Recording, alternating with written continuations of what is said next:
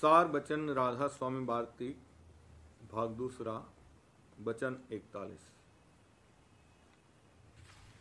इस कलयुग में 3 बातों से जीव का उद्धार होगा। एक सदगुरु पुरे की शरण, दूसरे साध संग और तीसरे नाम का सुमिरन और श्रवण, और बाकी सब झगड़े की बातें हैं। इस वक्त में सिवाय इन 3 बातों के और कामों में जीव का अकाज होता है। वचन 42। ये जीव संसार में वास्ते तमाशा देखने के भेजा गया था, पर यहां आनकर मालिक को भूल गया और तमाशे में लग रहा। जैसे लड़का बाप की उंगली पकड़े हुए मेला देखने को बाजार में निकला था, सो उंगली छोड़ दी और मेले में लग गया। सो न मेले का आनंद रहा और न बाप मिलता है, मारा मारा फिरता है। इसी तरह से जो अपने वक्त के सदगुरु की उंगली पकड़े हुए हैं, उनको दुनिया में भी आनंद है और उनका परमार्थ भी बना हुआ है। और जिनको वक्त के सदगुरु की भक्ति नहीं है, वो यहां भी दर बदर मारे मारे फिरते हैं और अंत को 84 में जावेंगे। वचन 43। जो शब्द का रस चाहे तो मुनासिब है कि एक वक्त खाना खावे, और जो हर रोज 2 या 3 बार खाना खावेगा, उसको शब्द का रस हरगिज नहीं आवेगा। वचन 44। जिंदगी वही सुफल है जो सतगुरु सेवा और मालिक के भजन में लगे, और धन वही सुफल है जो संत सदगुरु और साथ की सेवा में खर्च होवे, और लड़के बाले और कुटुंबी इसके वही हैं जो परमार्थ में संग देवे। वचन 45। जो सतगुरु की प्रीत और उनका निश्चय करेगा, उसको शब्द भी मिलेगा, और जिसको सतगुरु की प्रतीत नहीं है, वो शब्द से भी खाली रहेगा। वचन 46। काम, क्रोध, लोभ, मोह, अहंकार की जड़ और आशा तृष्णा की मैल अंतःकरण में है। सो यह मैल सदगुरु की प्रीत से जावेगी और प्रेम आवेगा। जब प्रेम आया तब ही काम पूरा हुआ। वचन 47। सेवक का धर्म यह है कि सिवाय सतगुरु के और सब की शरण तोड़ देवे और सतगुरु को ही मुख्य करके पकड़े। और जो सेवक ऐसा नहीं करेगा तो सतगुरु अपनी दया से आप पकड़ेंगे, पर उसको जरा तकलीफ होगी। वचन 48। चैतन्य की सेवा से चैतन्य को पावेगा और जड़ की सेवा से जड़ को पावेगा। सो सिवाय सदगुरु के और सब जड़ हैं। एक संत सदगुरु ही इस संसार में चैतन्य हैं। इस वास्ते उनकी सेवा सब जीवों को जो अपना भला चाहते हैं और चैतन्य से मिला चाहते हैं करना चाहिए। वचन 49। पहले गुरु मुक्ता होनी चाहिए, बाद इसके नाम मिलेगा, और जब तक गुरु मुक्ता नहीं होगी नाम कभी नहीं मिलेगा। इस वास्ते सबको चाहिए कि गुरुमुख होने में मेहनत करे। वचन 50। संसारी जो अपनी तमाम उम्र संसार में खो देते हैं, अंत काल अकेले जाते हैं। मरघट तक उनके सब संग रहते हैं, अंत काल का कोई संगी नहीं है। और जो सत्संगी हैं, उनके सदगुरु सदा संग रहते हैं। और ये बात जाहिर है कि अकेले तकलीफ होती है, यानी बिना दो के संसार में भी और अंत को भी तकलीफ रहती है। यहाँ तो स्त्री और पुत्र इनके संग आराम रहता है और अंत को गुरु सहाय होते हैं। इस देह धरे का यही फल है कि सतगुरु का संग बारंबार करे कि अंत को फिर तकलीफ न होवे। जो बाहर से न बने तो उनको अपने अंतर में सदा संग रखे। वचन 51। जैसे वाचक ज्ञानी बिना प्रेम के खाली फिरते हैं, ऐसे ही सद्गुरु भक्त भी बिना प्रेम के खाली रहता है। जब तक प्रेम नहीं आवेगा तब तक कुछ प्राप्ति नहीं होगी। पर इतना फर्क है कि वाचक ज्ञानी ने तो प्रेम की जड़ ही काट दी, उसको कभी कुछ हासिल नहीं होगा। और सद्गुरु भक्त को एक रोज प्रेम की बख्शिश जरूर होगी। वचन 52। नाम यानी शब्द बड़ा पदार्थ है, पर किसी को इसकी कदर नहीं है, क्योंकि नाम की ये महिमा है कि सोते पुरुष को पुकारो तो वो जाग पड़ता है, और जो जागता पुरुष है उसको नाम लेकर पुकारो तो क्यों नहीं सुनेगा। पर वो तुम्हारी पकाई और सच्चाई देखता है, और जब तुम्हारी आंखों को देखने के लायक और हृदय को अपने बैठने के लायक कर ले तब प्रकट होवे। इतने में जो घबरा जावे और छोड़ देवे तो वो भी चुप हो रहता है। और जिसने ये समझ लिया कि जब तक श्वास आता जाता है तब तक नाम को नहीं छोड़ूंगा, उसको फिर वो जरूर मिलता है। वचन 53। जिसको सतगुरु मिले और उन्होंने अपनी कृपा से नाम और उसका भेद बख्शा, तो उसको चाहिए कि उसकी कमाई करे और सतगुरु की प्रीत और प्रतीत बढ़ाता जावे। और जो न हो सके तो अपने मन में पछतावे और जतन करता रहे और किसी के समझाने का इरादा न करे। समझाने वाला अपना फिक्र आप कर लेगा, इसको चाहिए कि ये अपना फिक्र करे। वचन 54। इस कलयुग में संतों ने बजाय पुराने तीर्थों के और व्रतों के ये तीर्थ और व्रत मुकर्रर किए हैं। यानी सतगुरु की आज्ञा में बरतना तो व्रत और सतगुरु और साथ का संग तीर्थ। इससे जीव को फायदा होगा और पुराने तीर्थ व्रत करने से सिवाय अहंकार के और कुछ हासिल नहीं होगा।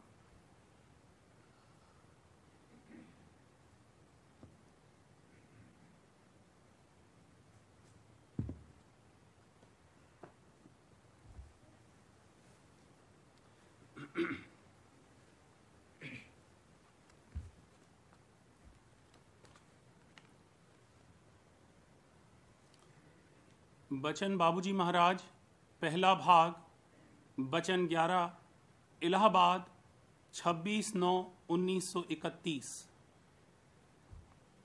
परमार्थ की नींव और उसके सामान। जो सरो सामान परमार्थ के लिए दरकार है और जो नींव परमार्थ की है, वही चंद बातें बयान की जाती हैं। परमार्थ की कुल कार्रवाई अंतर से ताल्लुक रखती है। सुनकर ख्वाह और तरह से मालूम करके जब ये परमार्थ में शामिल होता है, सुनकर भी बड़ा आकर्षण होता है। फरमाया है, सुन सुन महिमा गुरु प्यारे की, हुई मैं दरस दीवानी रे। ये समझ लेना चाहिए कि ऊपरी और बाहरी तौर से करनी चाहे कैसी ही शुद्ध मालूम होती हो, वो निष्फल तो नहीं जावेगी, कर्म फल जरूर देगी, लेकिन उससे वो परमार्थी नतीजा जो संतों ने फरमाया है बरामद नहीं हो सकता। सतयुग में जिनकी हिरण्यगर्भ तक भी रसाई हुई, वो अंतर अभ्यास ही से हुई, मगर देर अबेर वहां से वापस आना पड़ा। वहां अमर आनंद नहीं है। संत मत के अनुसार बगैर सूरत की शिरकत के, यानी सिर्फ तन मन द्वारा जो कार्रवाई की जावेगी, वो सब बाहरी व ऊपरी कार्रवाई में दाखिल है। ये संसार काजल की कोठरी है। आंखों में जो काला दीदा है वही काजल है और पुतली कोठरी है। जब उसके परे जावे तो काजल की कोठरी से निकले। जैसे सूरज से किरनी किरनी में रोशनी के जर्रात आ रहे हैं, उसी तरह से अंधेरे जर्रात इस काजल की कोठरी से बराबर निकल रहे हैं। अगर संत महात्मा यहां आवें तो उन पर भी वो जर्रात बगैर पड़े नहीं रहें। ऊधो जी श्री कृष्ण महाराज के बड़े सखा थे, हर वक्त उनके साथ रहते थे। आखिर पर जब अपने साथ परम धाम ले चलने को कहा तो श्री कृष्ण जी ने यही जवाब दिया कि योग अभ्यास करो। मतलब यह है कि जैसा समय हो उसके अनुसार आंतरिक कार्रवाई से ही काम बना है और बनेगा। संतों का परमार्थ सुरत से किया जाता है, जिसका घाट छठा चक्र यानी तीसरा तिल है। सुरत ही मालिक की अंश है, उसी को अपनाया जा सकता है। अंतरी कमाई के लिए आदि भाग जागना चाहिए। जब रास्ता अंतर में चलेगा, बगैर आदि भाग के जागे कुछ नहीं हो सकता। खाली बैराग की कोई महिमा नहीं है, अनुराग सहित बैराग होना चाहिए। मालिक के चरणों का सत्य अनुराग परमार्थ की नींव है। सत्य अनुराग से विरह पैदा होगी, लेकिन अगर विरही ये ख्याल करे कि महज विरह से उसका काम बन जाएगा, गलत है। अगर उस वक्त संत महात्मा न मिलें तो वो विरह सूख जावेगी। भाग से उनके दर्शन और सत्संग मिल जावे तो उस घाट की विरह सुखाकर ऊंचे घाट की विरह जगाई जावेगी और फिर उससे ऊंचे की। होते होते वो एक रोज धुर पद में पहुंचा देंगे। उपदेश के वक्त जो फरमा दिया है, क्या यूं ही कह दिया है? वो अपनी दात वापस नहीं लेते, वो यही दात बख्शने के लिए तशरीफ लाए हैं। संतों ने जो फरमाया है वो होकर रहेगा। उनका हुक्म टल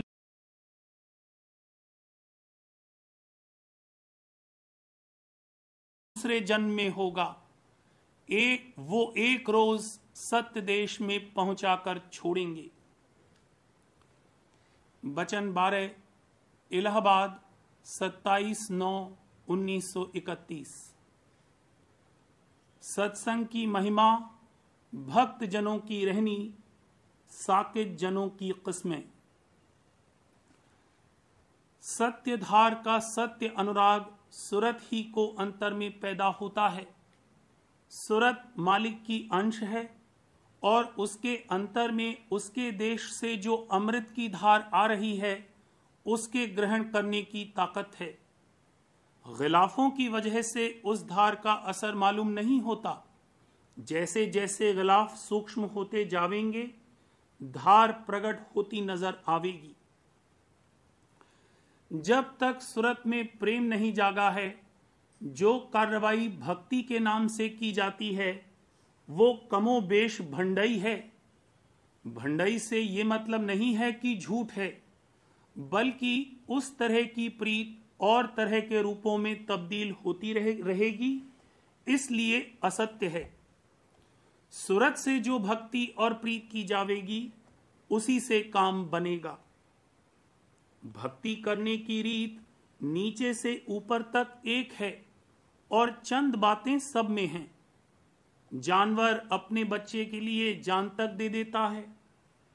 जिनको परमार्थी इश्क है, ऐसे आशिक मिजाजों की श्रेणी ही अलहदा है।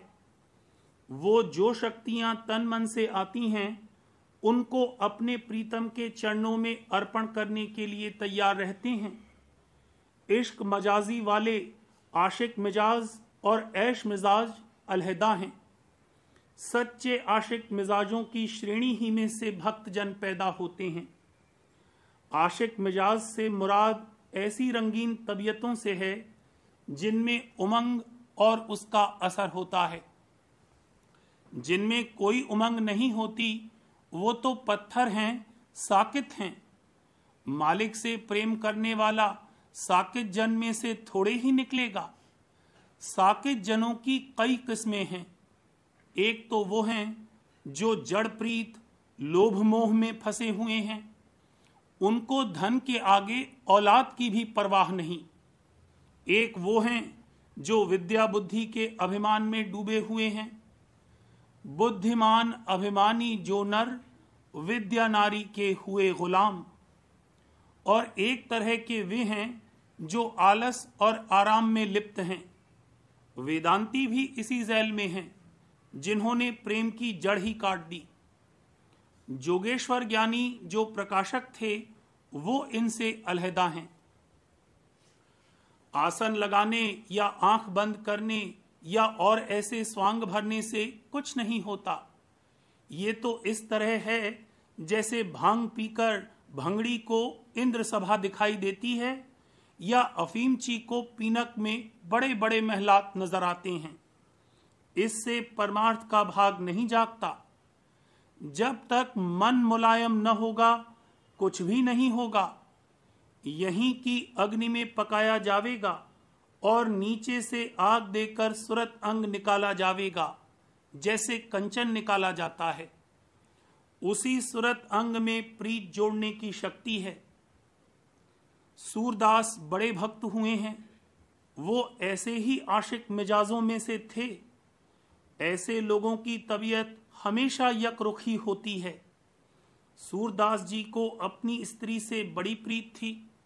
मुर्दे को लट्ठा समझकर दरिया पार किया और सांप को रस्सी की तरह इस्तेमाल करके छत पर चढ़कर स्त्री तक अंधेरी रात में पहुंच गए। जब उसके चेत दिलाने पर होश आया तो घर बार छोड़कर भागे। फिर दूसरी स्त्री को दोष दृष्टि से देखा और होश आने पर उसी से चूड़ी मांगकर अपनी आंखें फोड़ लीं। अपने भक्त या दास की मालिक की तरफ से हमेशा संभाल रहती है। गो उसका और जीवों की तरह पालन पोषण होता है।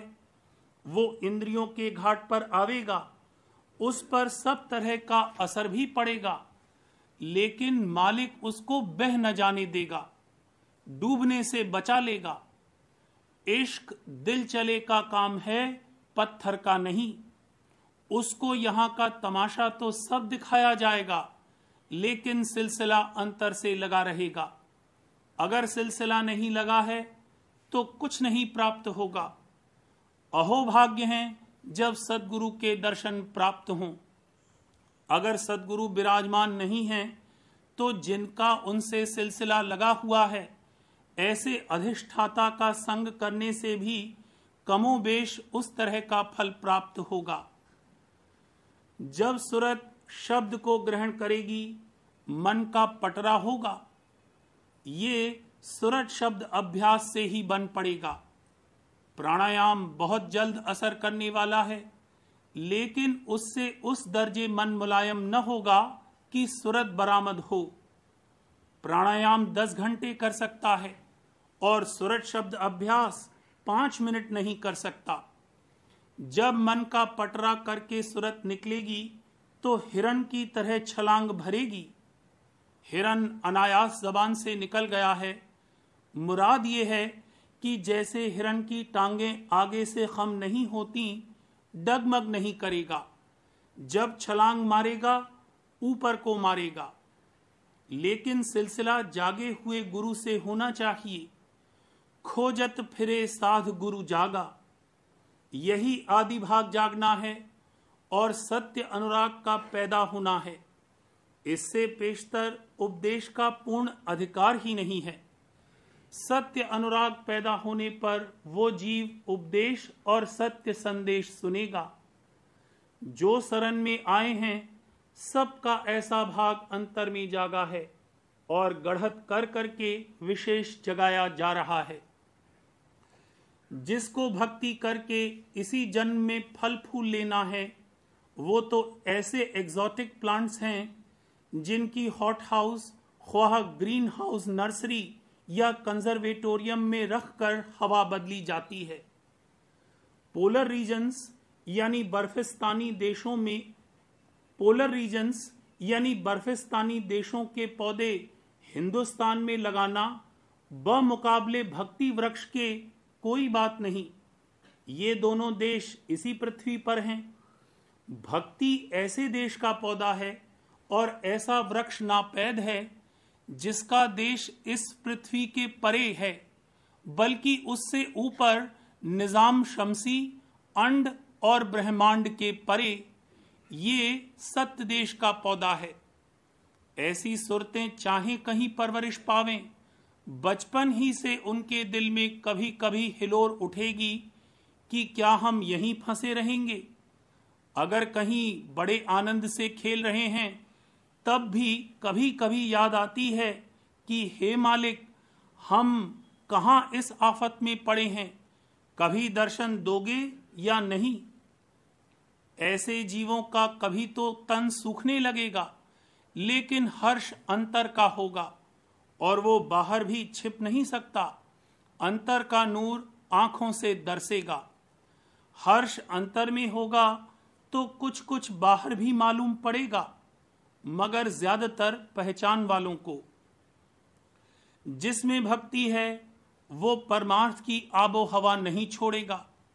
इसीलिए कहा है कि सत्संग की आबो हवा छोड़कर मत जाओ, और संभाल रखी जाती है कि सत्संग की आबो हवा के सिवा और कोई आबो हवा न लगने पावे।